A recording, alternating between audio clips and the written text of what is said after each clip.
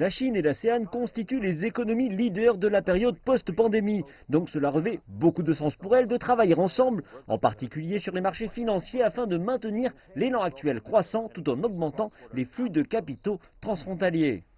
L'utilisation du yuan dans les transactions transfrontalières a augmenté pendant la pandémie de 40% au cours des 3 premiers trimestres par rapport à l'année précédente. La plupart des transactions soutenaient l'économie réelle.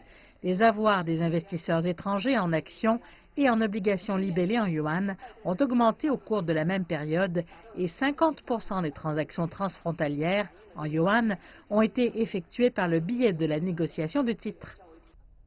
L'environnement économique actuel rend le yuan chinois attractif pour les transactions transfrontalières. Désormais, c'est un bon moment pour promouvoir l'usage du yuan sur le marché mondial. Le Japon, les États-Unis et la zone euro ont annoncé des taux d'intérêt zéro, voire négatifs, réduisant les performances de leurs devises. Dans le même temps, la reprise économique rapide de la Chine rend le yuan attractif. Nous devons faire en sorte qu'il soit plus rentable pour les investisseurs mondiaux de détenir des actifs libellés en yuan sur un marché des actifs en yuan plus ouvert.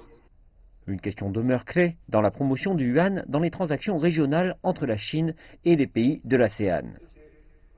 Par la suite, nous aurons besoin d'une conversion plus libre du yuan en une variété de devises des pays membres de l'ASEAN, sans conversion préalable en dollars, afin de réduire le coût des transactions en utilisant le yuan.